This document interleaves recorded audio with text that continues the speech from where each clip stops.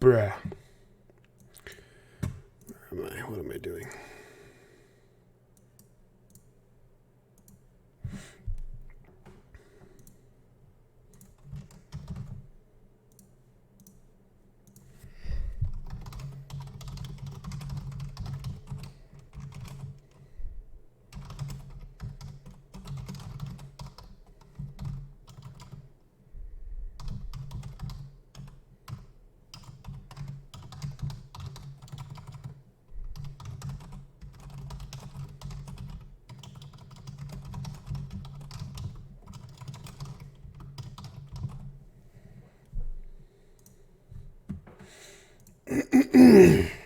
Oh yeah, new shirt.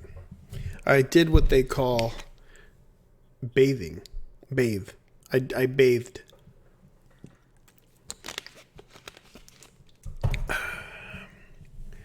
Good evening. I just tweeted about the stream, and here we are. We're 34 days into the quarantine. I have not shaved since. I'm not going to get a haircut either until the end. We're going all the way. And I'll move the chat a little closer to the webcam. How we're bathing? No, I figured it out recently. You can just put water on yourself until all like the skin comes off. I drew this picture. Drew this picture for the stream. This is how I feel. No shaving allowed.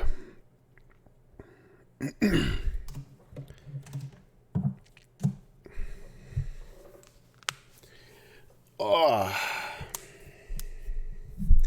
I don't know what the delay is. You seem to be a little bit behind me.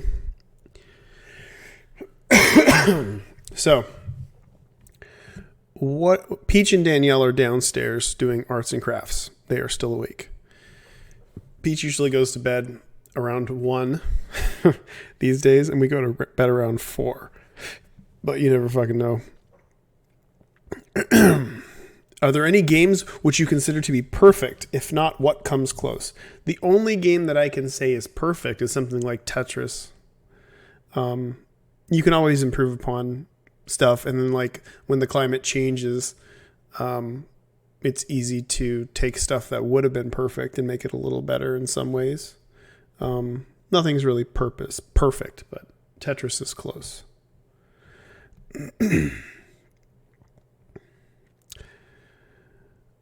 24-hour stream? Maybe. I'm going to stream until Danielle yells or an accident happens downstairs. We currently have 2 pets. We have Moxie and we have Tammy. Those are the remaining pets. Cricket was rehomed to a couple in Santa Cruz. And Cricket was torturing her sister, Tammy, and basically became the alpha and wouldn't let other cats eat. And Moxie started ripping the hair out of her back. And Tammy wouldn't come out of the room. And she was just like a total asshole. So we found a good home for her locally. And she's great on her own. Some cats are just really good all alone, and some cats work well in a group.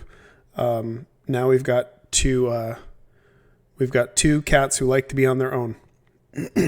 A QA is questions and answers. It's like an AMA. This is what they were called before AMA. Before it was Ask Me Anything, it was just a question and answer segment of something. Eugenics didn't disappear. I just was working on it. Right before the stream, I was drawing a pile of blobby bits with hair coming out of it. I just drew that. Hello, Russia. Hello from America. Why is Cricket's head damage up? Originally, a lot of the stuff that would make you cry would be a damage up. It would make your tears bigger. So the logic there was you found a decapitated pet of yours, so you would cry more. So, the same thing with like the sad onion would make you cry more. Have I ever felt really ill? Yeah, I felt sick many times. I've been to the hospital a few times. The only time I actually went to the emergency to have emergency surgery was when I had my gallbladder removed, which I felt very fucking sick. I'll tell that story. And it is kind of a poop story, but it's more of a pooping out of your mouth story. So while I was working on Super Meat Boy and a little before that, I didn't have any money and I didn't have insurance. I couldn't afford insurance. We were living month to month, and things were dire. And the whole point was like, okay, once Super Meat Boy is out, hopefully it'll make enough money to get us insurance and maybe put down on a mobile home or something like that. That was what I hoped.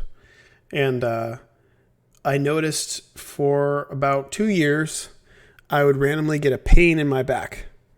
Just like a really dull ache that it felt a lot like a sore back that you'd get from like sitting weird or whatever else. And since I sit a lot, that's what I do for a living.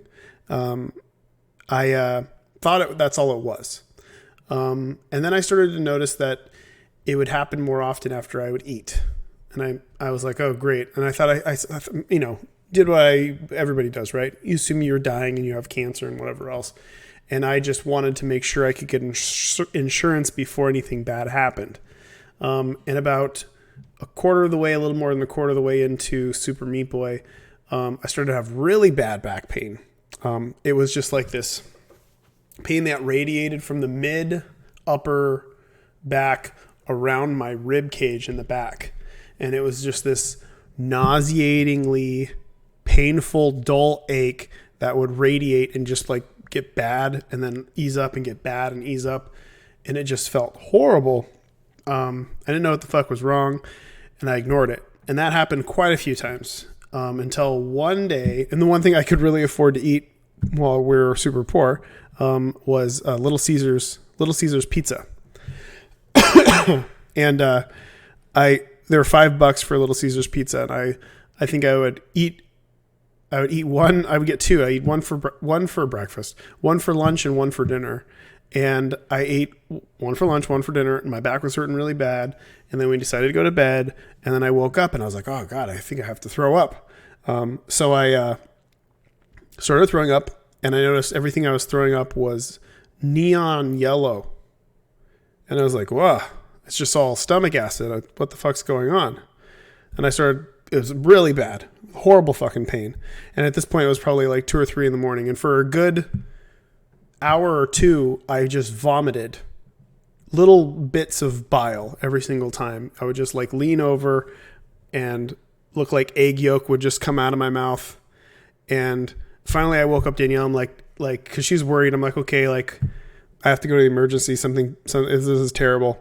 Danielle doesn't drive. So we called my mom, who lived locally at the time, and they took me to the emergency, and I had turned yellow, and, I was not in good shape, and the pain was so bad that I was just screaming. I don't remember much of it, but Danielle said I was cussing at all the doctors, and I was just writhing in pain. And finally, they gave me something that made me numb to the pain. It turns out they thought I had like something wrong with my liver, also their crazy shit. They're asking me how much I drink, and I'm like, I don't drink. And finally, they found out that I needed my gallbladder removed, or I was going to die right away. So they did some emergency gallbladder surgery, and they found out that I had, it was like acute and chronic gallbladder issues. So I had I have little scars. Basically I'd been having this problem for years, and I had just dealt with it and assumed that it was an ache, or I would just stop eating whatever it was that I was eating that was causing the problem. But yeah, in the end, it was super gnarly, and it ended up costing us like $60,000. And Danielle actually did asked people to donate way back then, and we got almost all of it covered by people's donations, which was super awesome. But yeah, that was the worst. That was the worst by far. Outside of that, I've had food poisoning a few times that I need to go to the emergency for, which was just gallbladder is not the same as appendix at all. The hour it is 11:36. I did survive. I did survive in the end. In the end, I did live. But man, I don't know what I've done financially though. Another thing, if you don't have money, if you're super poor and you finally go to the emergency and it's super fucking gnarly, if you just prove to them that you're poor and you have nothing in savings and your whole life will crumble due to debt, the doctors, 90% of the doctors, if you actually like mail them, talk to them in person, they will forgive the debt. So that's something to do if you're ever in a situation where you find yourself horribly in debt due to medical issues. You can if you talk to enough people, you'll find the right person and they will get you in the door. And that's one of the things we had to do for the remaining balance, because we literally had no money after that at all. And that's my story. So, but that's also something you need to know too. Like if you've got some mysterious pain in your back, if you're having crazy indigestion, stuff like that, it could be a gallbladder. It also runs in your family as well. I should have known because my sister and my mother both had their gallbladders removed earlier than when I did. And I just didn't pay much attention to it. All they do is they just go in with these like little like grabber needle things. They cut like 3 holes. One of them's in your belly button, one's on the side and the other side. And then they just bloat you up with air, and then they go in and they just pop it out. Okay. Do I miss working on the Super Meat Boy franchise? I mean, I can't say that I miss it that much. I mean, it feels weird to not work on it, for sure. I mean, especially because Meat Boy's me and Band-Aid Girl's Danielle. But I had some ideas that I wanted to do for a sequel. But outside of that, it was kind of like, what more could I do? And I tried to make another platformer that was, I guess, similar in some ways, but I wanted to make it different with The End Is Nigh. But yeah, I don't know. It's a lot of things really feel like they've kind of run their course sometimes. And I honestly can't say that I miss it that much. It's just that it feels a little weird to not be working on it. Do I play anything with Peach? Board games, video games? We play a variation of Tapeworm with her. We play Uno with her. I got a few games in the mail. I got that Volcano Fireball Island or whatever, the remake of it, as well as the kids version of Headbands. We're going to try to play some of that stuff too. I play video game wise. I play Mario with her, which she's getting better at, which is a great place to start. But she's 4.5, almost 4.5. So the only games that she plays are on the phone, and they're like super basic math games and ABC stuff. So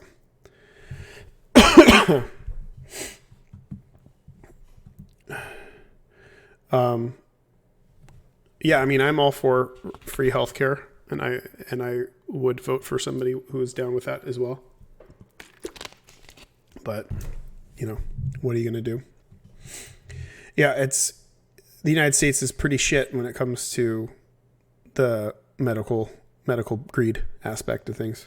I mean, we're in a better situation now, but when Danielle, I don't know if many of you know this, but Danielle, around the time when before we found out she was pregnant, she had actually fallen down the last 3 stairs of our staircase and broke one of her feet, sprained the other one, and was in a wheelchair for a month. And we couldn't get her in the car, and she was just screaming in pain the whole time. So we actually had to have an ambulance come, and it was just the ambulance ride was $3,000. Just that ride. And which is crazy because I just saw a video saying how crazy it was, how expensive ambulance rides are in the United States because they're $1,000. It's like, no, it's $3,000. It depends on how much they have to do. It's so fucked. But yeah, that's I wish things were better in that department. Comfort food. I don't have many comfort foods anymore. I'm limited on what I can eat. The gallbladder issues and the allergies that I have make it shitty to eat a lot of stuff. The gallbladder stuff has caused complications and makes it so basically if I eat anything super fatty, super sugary. Basically, I have to go to the bathroom like within half an hour of eating, and it's an emergency situation. And I recently found out that I'm allergic to eggs, rice, mildly allergic to eggs, rice, wheat,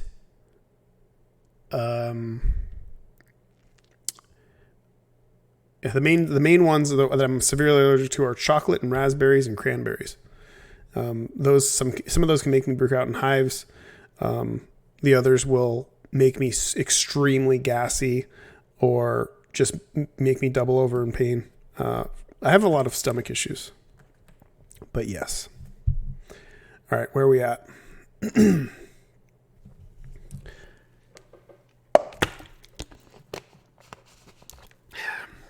Edmund Fan Club is asking, could I get successful art like you? That depends on how much work you intend to put in. And that also depends on how good you get. And it also depends on, who you know and who you are friends with and who you learn from and who can support you and if you can support yourself. And there's 1,000 factors that go into any kind of success. But I'd like to believe that if you just try your hardest at something, you will find success as long as your idea of success isn't purely financial. I think any artist should strive to be financially stable, as in stable enough to be able to pay rent and live poor. But success, I think, really is tied to happiness. And if you're happy and you're doing what you're doing for a living and you're able to support yourself enough, then that is a huge success. It's a huge success for any artist to be able to be self-sustainable and do what they love. That's what it's about.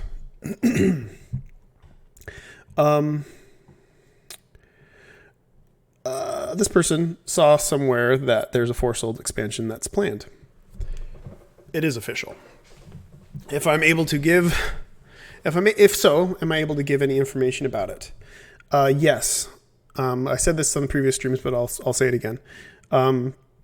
Four Souls 2.0 will be a pretty large expansion to the game. We'll need to do a Kickstarter for it.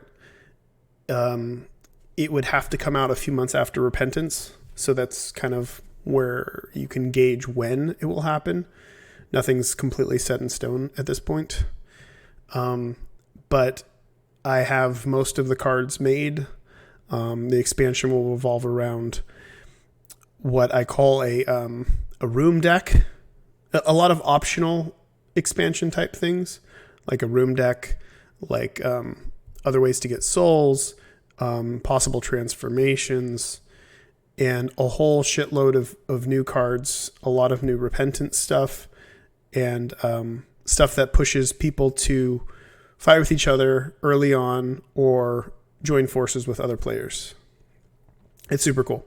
And we're also going to do a double wide box, and I want to do more, if it does well, I'd like to add in stuff like heart icons for life and some bonus dice for extra mechanics and stuff like that I want to play around with. Do I have any big regrets concerning my time experience as a developer, if I'm comfortable? The only regrets that I've ever had, and they are surprisingly common, is working with people who don't have the same values, I guess, as me, when it comes to what I want to do and what they want to do, how much work is required to do it, both being into the project, and money value stuff. Like I've worked with people who are all about money and that's all they care about, and they care about nothing else, which works against trying to do anything innovative and new. People like that don't like to take risks. I've worked with people who had a really hard time getting up and running and just fell into, pockets and holes that they get caught up in, which made it more difficult for me to continue to do the things I wanted to do. But yeah, so like it's just I definitely have a tendency to like glom onto people because I see a piece of myself in them, and I really want to like bring them with me and give them a chance. And sometimes it doesn't always work out. And in the past, I've run into that a few times where it's kind of really, I guess my generosity kind of, I felt taken advantage of by quite a few people. And those are my only real regrets. Outside of that, I don't, I mean, me and my wife made it to where we are now. There was quite a big strain on the relationship through the really heavy lifting times back when I was making games constantly. It takes a lot away from your life. Making games really was my life for a good 10 years. And I'm surprised Danielle stuck with me throughout it, but I put a lot of effort into making sure that when I wasn't working, I was working on a relationship. But I don't have any regrets there. I'm proud of everything that I've done for the most part. But you can't control other people, that kind of variable is really up in the air. Okay. Did Ouroboros end up being The End Is Nigh? Yes and no. We were working on Ouroboros, which was kind of a sequel to Time Fuck, but it was a total other thing. It was like a randomly generated side-scrolling 2D shooter, almost Spelunky-esque type game where it was all revolving around the circle. We worked on it for a few months. It was causing motion sickness, and we couldn't seem to really get away from it. It seemed to be a really common thing. And we got pretty far in it, though. We added a lot of stuff to it. But we kind of hit a wall, me and Tyler. And then I think it was around Christmas time or maybe a little before that where we're like, let's take a break and just make something simple. Let's make just a straight up platformer and see what happens. And I think my initial idea was, and this is still something that I kind of like to do. My initial idea for The End Is Nigh was to make a game that was a one-time playthrough where it was like the carts in The End Is Nigh. So it was like the All-Star cart, which is where the idea came from. So this really long Mario Brothers like sprawling game where you had one life, and I would give it to a streamer and they would try to get as far as they could, and then they could pass it to somebody else, and then somebody else would stream themselves trying to get as far as they could, and then et cetera. And you see how far the game goes, but you couldn't see past it, and it was limited to one person playing. That was a very tiny idea initially, which I thought would be cool with just this like little free game. And then possibly once they completed it, then we put it up on Steam for everybody to play. Once we started making it, though, it just became really cool, and I realized that it was this kind of it was a personal challenge, like to kind of make another platformer after making Super Meat Boy and try to make something better than I'd made before. It was a challenge that I felt like I was ready to do, and at that point in time, I felt like that would be my last game. So we just did it. So we kind of just dropped everything we were doing, and we just went full force and worked for 7+ months on it. And yeah, it's definitely one of my proudest moments for sure. And it actually made me want to continue to make games after finishing it. So it kind of did. It was the engine. The Ouroboros engine ended up being The End Is Nigh, and a lot of the physics and the platforming elements in Ouroboros ended up being in The End Is Nigh. I don't know if anything will happen with Ouroboros, though. We'll see. I've scrolled down too far.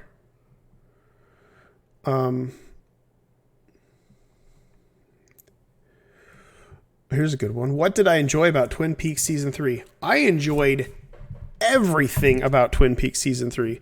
I, at this point in time, say that Twin Peaks Season 3 is my favorite David Lynch anything. I thought that season was fucking phenomenal, and a total, it was great. It was really funny. Like, he's really making some funny stuff. It was really funny, really creative, really dark, really out there. It had some amazing episodes. It was frightening at times. It really like hits every little bit of cool for me. So I really loved season 3 a lot more than season 1 and 2. That's for sure. And a lot more than anything he's done recently. And I was a little worried going in because he'd not been making that great. Like his movies weren't really doing it for me. His more recent stuff, even though I still own all of his stuff, but my favorite of his was always Mulholland Drive. And this felt Mulholland Drivey, but funny and weird, and it's just all over the place. It felt so cool. So I really liked it, and I highly recommend it.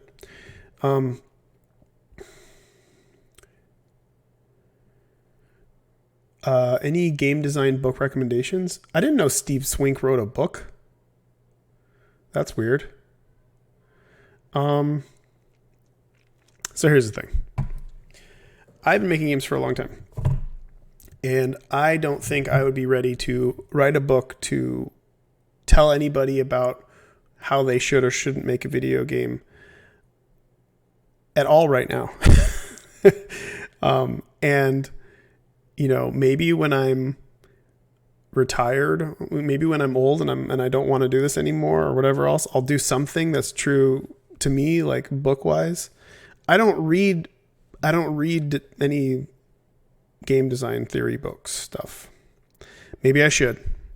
It just doesn't, it's weird to say it's not something that I'm interested in. Like I'm more interested in learning from experiencing other people's art, video game wise, than somebody telling me their theories on why this works or whatever else. But it could just be that I learn differently than other people. But so I have no game design book recommendations. And I don't think I've ever, the only technical book art wise that I ever read was the Animator's Survival Guide, which is how I learned how to animate, which was a really good technical book that showed me how to create the illusion of movement with pictures. That was great. Outside of that, I've read a few, like I've read, The Fundamentals of Architecture, and there's another design book that I can't remember that I read through that wasn't game design related though. It was just general, design theory, visual design theory. But I can't say that I learned that much from those books. It just felt like they were reiterating things that I had experienced already, and I kind of understood, but they were just kind of rewording it in a way that everybody can understand. Do I play any instruments? I can play the guitar a little bit. I was interested in playing the drums, but I never got good enough to say that I play the drums. I like to sing karaoke, but no, other than that, no. It's been a few years, but I purchased tarot cards and never received them, second edition. Was that from us or was that from a different store? Because we haven't had tarot cards in way more than 2 years. We have not been selling them. I think our store closed over 3 years ago. So if it's possible that you purchase them from the Nicholas store, you definitely want to contact them as soon as possible. Make sure that they know. What was the inspiration behind your indie manifesto?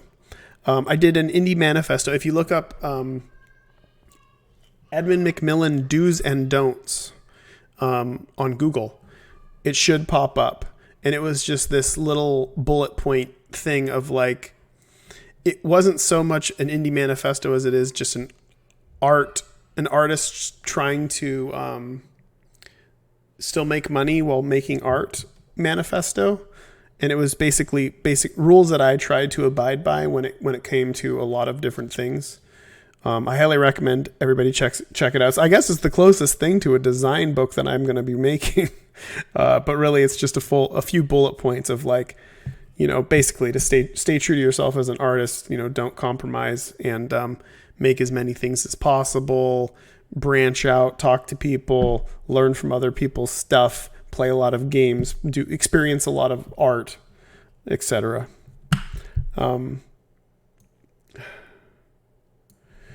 Will I watch JoJo's Bizarre Adventure sometime? It's been recommended a few times, and I just don't, maybe one day. but it's probably not gonna. I don't know if it's gonna happen. I'm just not an anime fan, and I know it's weird, but I'm sure as hell not gonna like it so much that I'm gonna do references to it in anything. You can make a game with JoJo references. Any tips on keeping productive when your mental health is in a rougher patch? Yes. This is how you do this. You go outside, and a lot of the times it's not going to feel fun, but you do it either way. You go outside, you get exercise, you get sun, you don't eat a bunch of bullshit that makes you feel like shit.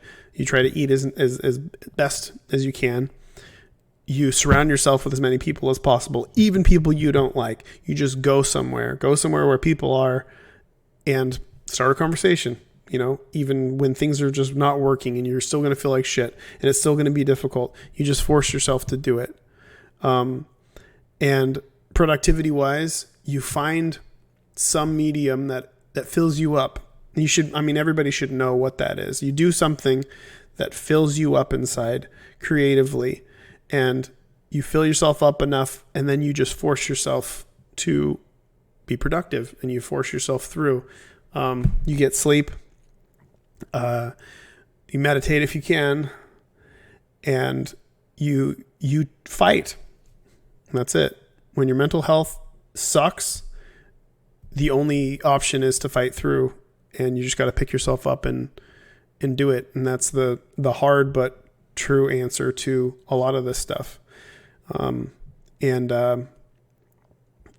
Talk to people. Like, you need to talk to people.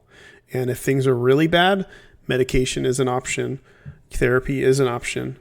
There shouldn't be stigmas on those things. And I'm talking about like real medication and actual therapy, not something somebody said you should do. Okay. Your thoughts on working smart versus working yourself to death? I think reality is somewhere in between those two, and that's where you want to work smart enough to not die. I mean, you're going to have to put in the work. A lot of the time, you're going to really have to go for it. But of course, you want to work smart as well. But yeah, I mean, unless there's more to that, and I'm not understanding, those are my thoughts. Okay. Oh, Crystal's in here. A while back, I made a card game idea that I really want to kickstart, but I'm nervous to kickstart it because I won't know where to start. What did you do after you got funding for Four Souls? What did you do after you got funding for Four Souls? Okay. So number one, I don't think it's realistic unless you've got this really amazing idea that people look at and go, oh my God, how did no one think of that? That is an amazing idea. Unless you've got that idea, it's not really realistic for you to do a Kickstarter for a game if you're unknown. That's kind of how it works. It's either you've got an idea that's so profound, like, oh my God, how isn't this already a reality? I must fund this. Or you're already an established person who's looking to get funding for an existing idea. Those are I think the two ways that Kickstarter really works. So I wouldn't recommend Kickstarter. What I would recommend is you make the card game yourself at home. You play it with your friends. You tune it. It's very, very, very cheap to do something like this. And then start reaching out to people. I mean, realistically, I don't think Kickstarter would work for a complete unknown, like I said, unless it's this crazy idea. I would look for contact publishers, make sure people play your game. And if they really dig it, then really double down on it. If you really believe in your project, and you see that your project is getting attention and people are wowed by your design, then maybe you should invest some more time and money into making sure that this becomes a bigger thing. And that would involve contacting publishers, contacting press. and just being like, hey, this is what I would do realistically. This is me in your situation right now. Nobody knows who I am. I came up with this really cool card idea. I don't think realistically it's going to work on Kickstarter. So what I'm going to do is be like, okay, I've got this really great pitch. I'm going to work on this pitch for fucking forever. And then I'm going to start contacting different board game / video game outlets and say, hey, this is exactly what I did back in Gish days too. Hey, I'm new to this. What I'm working on I think is really fucking awesome. I just want a chance here. Is there any way you can schedule time for any of your writers to come and play my game because I think it's so fucking cool and I'll show you how cool it is. Or you just fucking make a video, like make a YouTube video and be like, I have this idea for a game. Here's roughly how it plays. I want to do X, Y, Z. Try to get contacts. You got to push yourself into some aspect of the industry that you're working through. Go on board game forums and ask questions, find the answers through people that have experience with the medium. And then realize that there's a high probability that your first project's not going to go anywhere other than making you a few more contacts for your next project. And then you just build on it. Any career doesn't just happen from one thing that you put out there and it does really well. It's always this slow burn. It's always, a good 10 years worth of work in order to get somewhere where people care about your stuff. And you have to be willing to really dive into that and put it all in order to do it. So either do that or just fucking have fun with it and have fun playing a game that you made with your friends. And maybe one day you'll be in a position to pitch it to somebody who will listen. Okay, I'm going to scroll down to the bottom and see what's going on.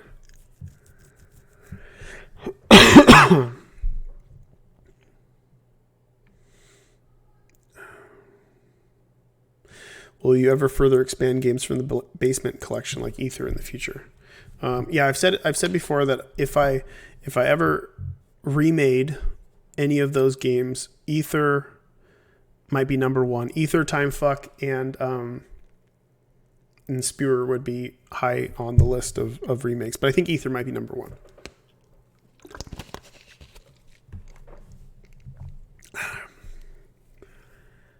Will I ever return to the Badlands series of games? I don't think so. To me, it felt like a very specific pocket of time where I was messing around with a very specific world of characters, which I liked a lot, and I felt like it ended, and I moved on to... It was like around Triachnid times. Like once Triachnid came out, to me, that was like the dawning of a new era, and all the Badlands stuff was kind of... That was that time, and this is now. So I don't see myself returning to it. A lot of the design of the characters and stuff don't really do it for me. There's some story aspects that I was writing comic-wise for the Badlands that I didn't ever finish that I think were pretty cool. And no doubt in my mind that they might bleed into some future projects, but I think that kind of stuff is done.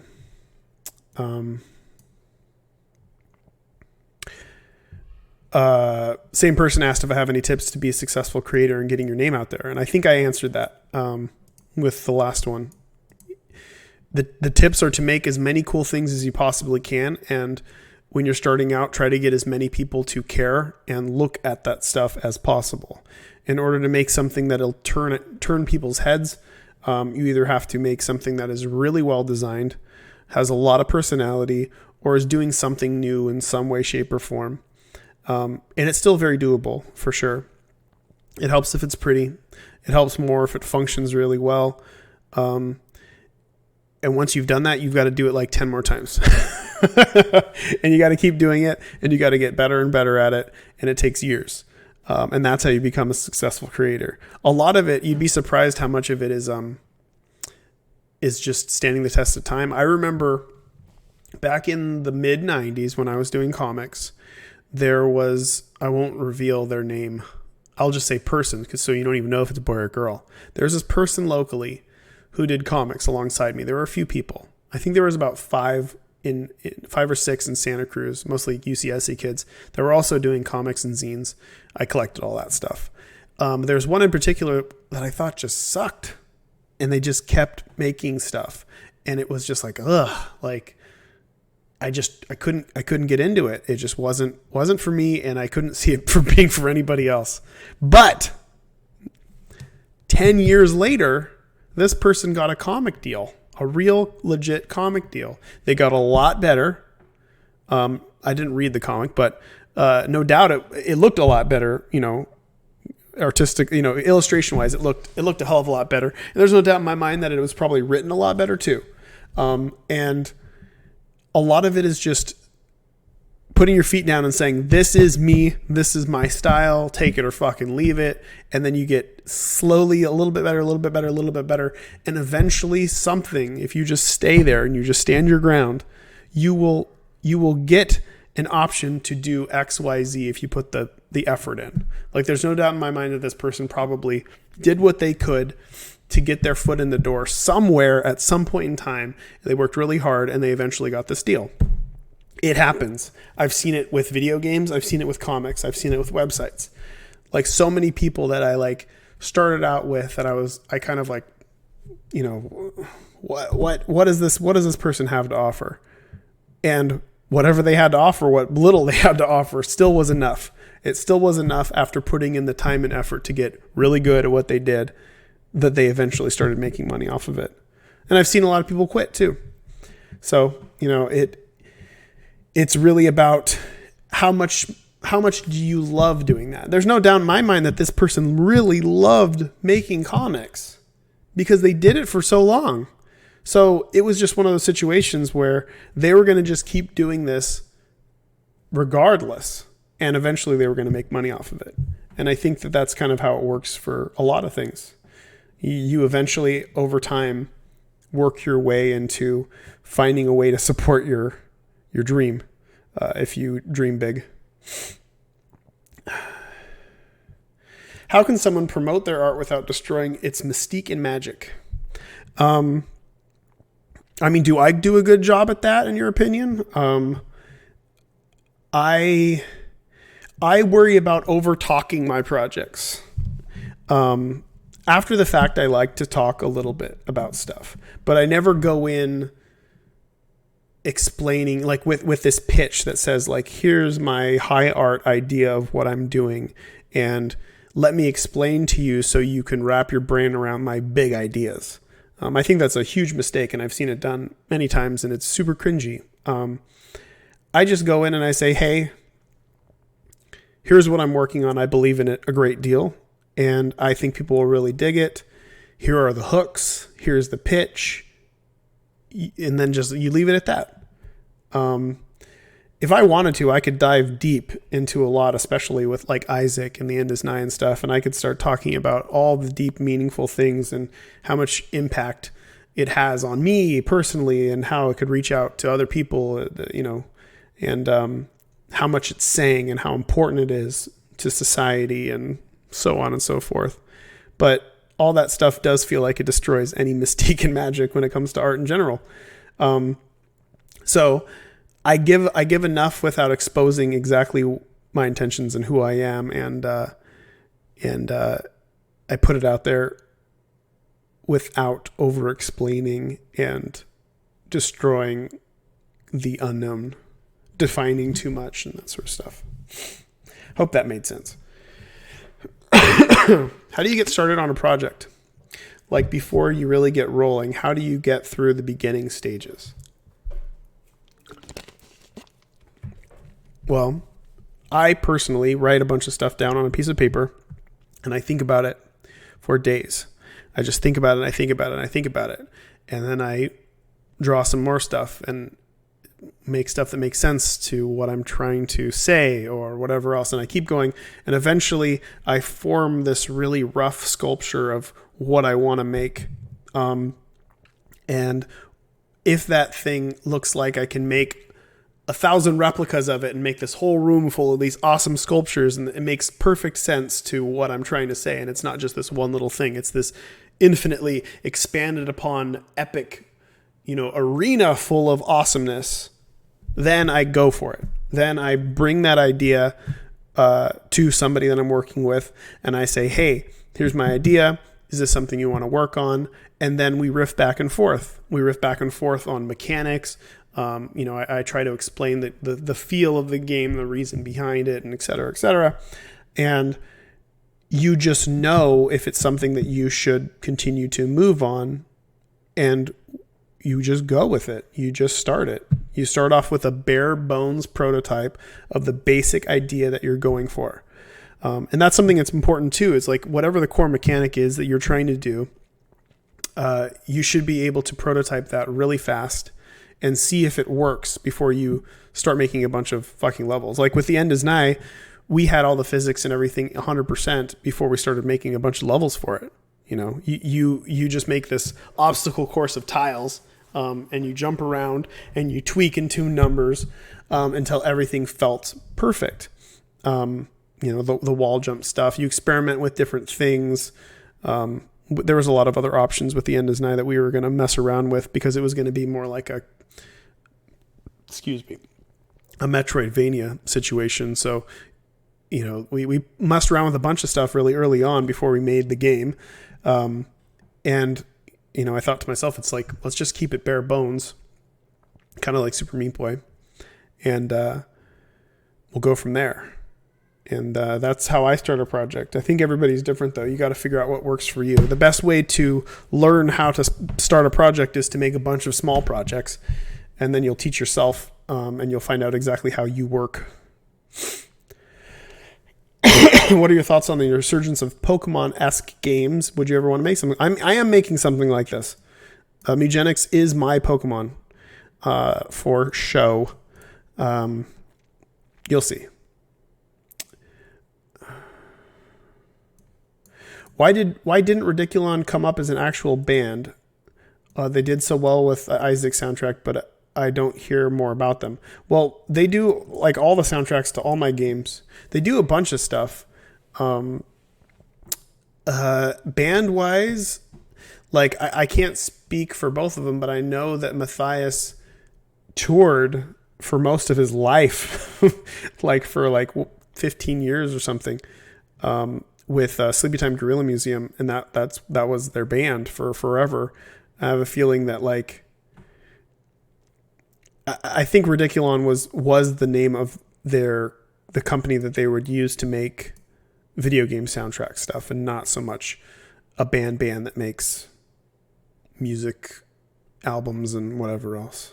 Yeah. What do publishers do? Depends on what you need. This is what publishers do for other people, not me.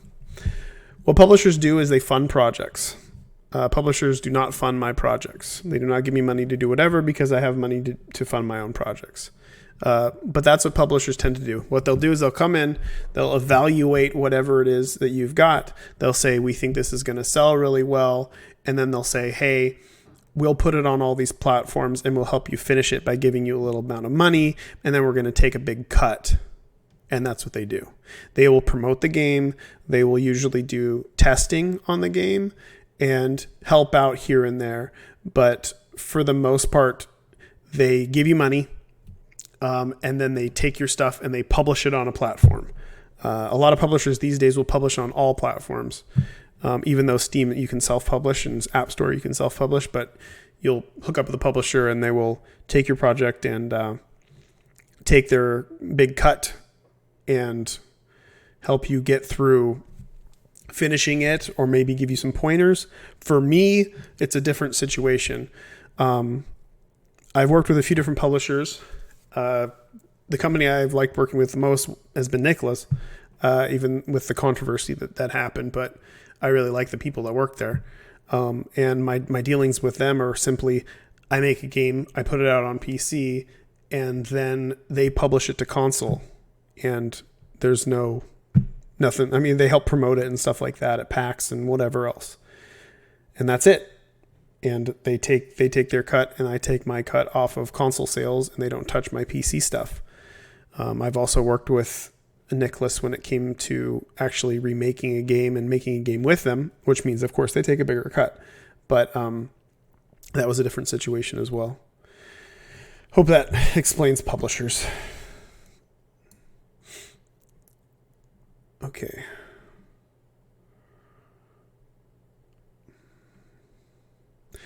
What do I love about the Max? I love the art. But the thing I loved about the Max the most was how the story was written. It really felt like it was improvised as they went. Things were really like left open-ended and abstract. There was a lot of subtlety to it. It just had a really profound impact on me as an artist as a kid. It was one of the first comics that I felt was doing and saying things that were very odd and different from anything else that I had read. And I really, really loved it. It's hard to say, put all the things out there. It was a very unique experience for me that I felt was so well done.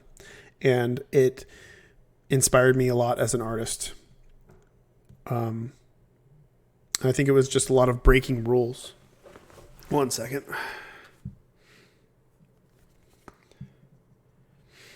I got to get off here soon.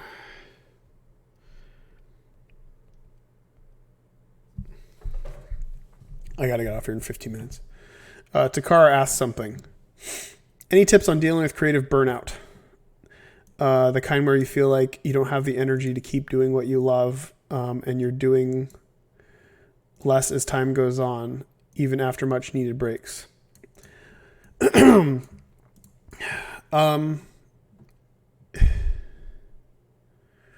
I mean, this situation that we're in now has been one of the first times in my career that I've actually not felt burnt out, but drained.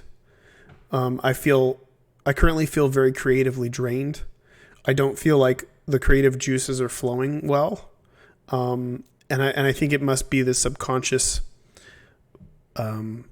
survival instinct or something where it's like putting more effort, putting my subconscious thought into prepping and making sure me and my family are safe and healthy. And it seems like my subconscious, instead of floating around and putting abstract thoughts together into art, it seems to be in this panic mode where it's just not allowing that to happen.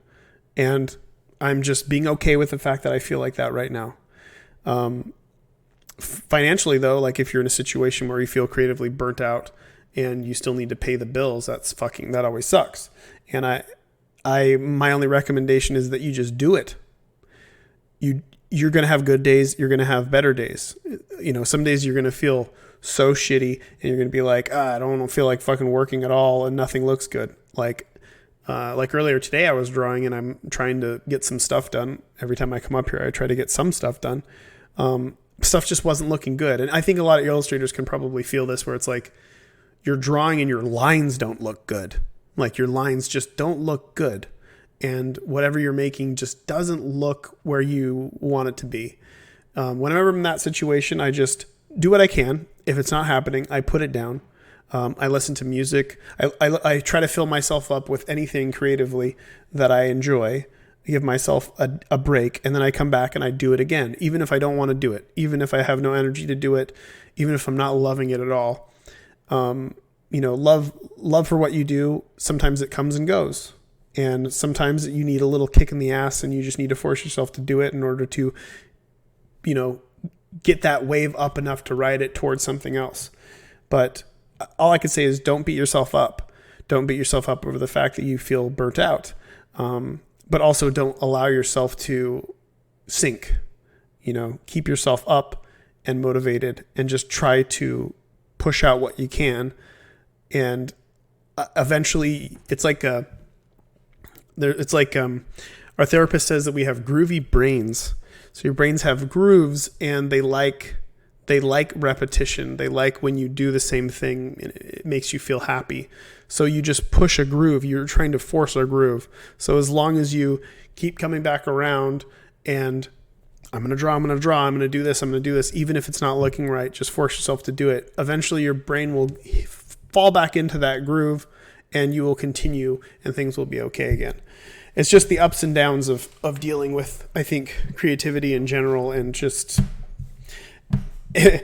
we're all in a shitty situation right now, and I think universally everybody's having a difficult time being creative when it feels like everything is shitty right now. And don't beat yourself up over it, but try your best to take a step back and look at it differently and approach it from a different angle. Sometimes that really is helpful too. When I'm drawing something and I'm trying to draw something specific and I have something in mind and it's not looking right, I will do something completely opposite and I will improvise something completely different and it'll work. So just keep stabbing around and just see what works and don't beat yourself up over it. Okay. Where's another one? I wish Mudith's soundtrack would be in Repentances and Unlockable. I understand that you guys like that soundtrack. But realistically, so this is the issue. Mudith would have to do his version of every song in the game and then give it to us for free. It's not going to happen. I know you like it, and I'm sure it's, a great soundtrack to everybody else, but I don't. And I'm sorry, it's not like it's bad, but it doesn't work for the game that I'm making. It doesn't have the vibe, and it doesn't work with what I want to do, so I'm not going to include it. Unless they were to make alternates to every single, it's just ridiculous to even ask somebody for that and then put it in. It's just one of those situations. But I also hear that they're going to be doing the more soundtrack stuff, and they're going to put it up. So no doubt there'll be a mod, or you'll be able to download the whole soundtrack and stuff like that, and you can support them, which is totally cool. And again, I don't have anything against this person. It's just a creative choice. There were a few things that needed to be edited in order to work with the vision that I have of the game that I'm creating. And the music wasn't working with what I wanted to do. It's just a taste situation, and I had to do what I had to do. But I have nothing against them, and I think they make great music. It's the same thing with like working with Danny and stuff too. If Danny and I were suddenly on perfect terms, and I was working with Danny again, I wouldn't want him to come and redo the soundtrack, even though I know a lot of people would really dig it. But there's something very specific that I have in mind, and Ridiculon really hits the nail on the head when it comes to the vibe that I want for the game. But if I was working with Danny again, it would be on a whole new project with a whole new soundtrack, and it's easier to do stuff like that. It's much harder to have an existing product out there and then change the soundtrack, and then everything gets all fucked up. Crystal asks, how do you feel about cartoon shows these days? I don't watch many cartoon shows these days. I don't think I've been really, I've watched Rick and Morty, which I'm not a huge fan of, but I appreciate it for what it is. Outside of that, the last cartoon that I was probably into was maybe Aqua Teen Hunger Force. That was a while ago. So Bob's Burgers is cool. Nothing has really wowed me in quite a long time when it comes to cartoon shows. And it might just be that I'm not giving them chances, and there's probably some good ones out there. But for whatever reason, I'm the kind of guy who I usually hate 3D movies, animated 3D movies. I'm not a huge fan of animation in general when it comes to movies for whatever reason. I don't know what it is. It's just some weird hang up that I have where I really like live action. I like actors and that stuff. I don't know. It's just my taste, I think. But that's how I feel about cartoons these days. Okay. What age do you think you're going to retire from video game development? It's definitely not an age issue. It's when I grow so tired. You'll know you'll see me on Twitter raging at people, and I'll be like, fuck all of you. I'm fucking done with this industry. It'll be an industry thing for sure. It'll probably be, first I'll retire from the industry and be like, I don't want to be associated with any of these people anymore, and I don't want to deal with any people anymore online. And I will say, fuck this. I'm going to work in hiding, by myself, or, whatever else. And I will just remove myself from the internet. That will be first. Or I will just feel like I've done enough. I've done all I can when it comes to video games. I've said all I can say, and I want to stop. I don't foresee that happening. What I foresee happening is me getting sick of people and sick of the industry, and then just being a super reclusive weirdo where I'll release stuff. I won't talk about what I'm working on at all, and I'll just put it out there, and if you like it, you like it, and if you don't, I don't care, and I'll work on the next thing, and it'll probably make some really weird shit. Or another high probability is I'll just grow tired of making video games and decide that I would much rather make comics or cartoons maybe, or movies, or who knows what. Something else. I'll find some other way to scratch that itch creatively, and I'll just move away from video games into it. But I honestly don't see that happening for quite a while. And when I throw my hands up when I'm looking at people arguing online about dumb shit, I just usually just remove myself from the situation and not worry about it. Do I know Jonan Vasquez personally? Your art gives me similar vibes. Yeah, I know Jonan Vasquez personally. Have I met him twice? He's come to my house once. And we talk online. John's a very nice guy. I don't think our art style is that similar. Oh, but maybe like this kind of art style is similar, like our crude, hastily drawn, dumb stuff looks similar. But I assume that since we're similar age, we probably grew up with the same stuff, so our stuff's going to look kind of similar. But yeah, he's a cool guy, and he's a nice guy, which is always cool when there are prominent people out there and it turns out that they're not assholes. Jonan is not an asshole. He seems like a very down to earth guy.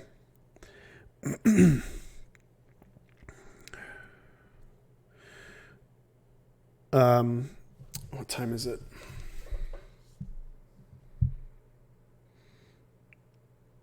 Okay. This is going to be the last question. I'll find a good one.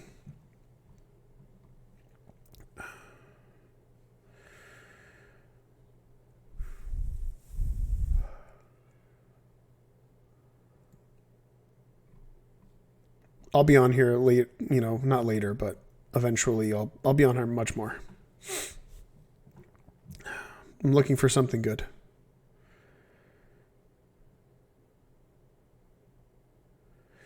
There's a question about EA, or not EA, Epic. A while back, The End Is Nigh was free on the Epic Store. How did they go about contacting you and make it free? Did you get money from the deal, or can you not talk about it?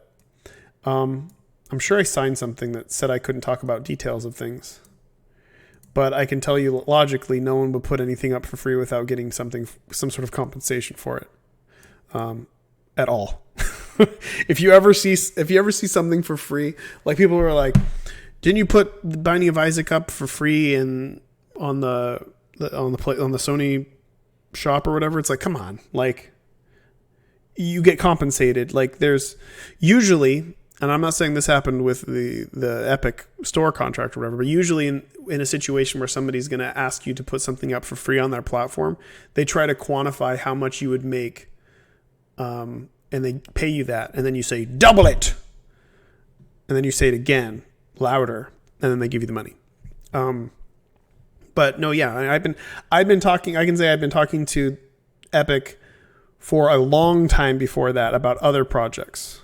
Like you guys have to fucking assume that they contacted me at some point in time and asked for things, exclusive things. And then, I said, give me $1 bazillion. And then they said no. And I said, then I'll pass. I'm not saying that happened. This is hypothetical. This isn't, I'm not saying anything. This is all secrets. All right. One other question.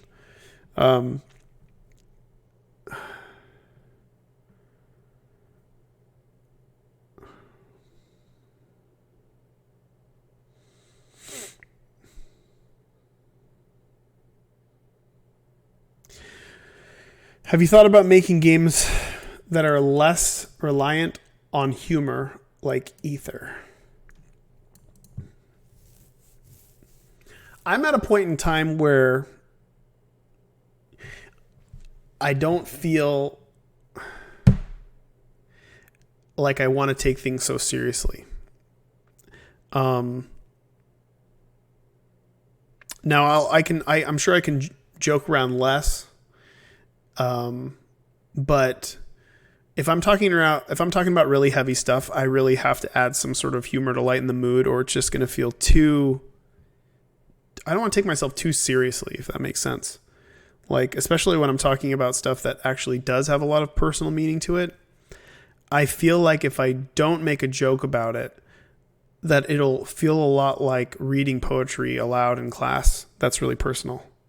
And I don't want to feel that exposed. So I don't want to do something so serious that everybody can see me for who I am. And I also don't want to take my shit so seriously, because that's not who I am, Majority of the stuff that I put out there is just really dark humor, and I don't think it can be avoided. And if you play through Ether and you talk to the aliens, there's a lot of really dark humor still in that. So some of the stuff that I had written for Ether 2 was less jokey and slightly more serious, more of like a living world with characters in it that had things that they liked and disliked. But there's always going to be some sort of comic relief at some point, or it'll just feel way too serious and way too exposing. And that's it for today. I hope I said something that helped somebody. And I hope you guys are being gentle to yourselves and staying healthy and taking care of people who need to be taken care of. And I hope that this situation that we're all in right now maybe helps people live life a little better after the fact.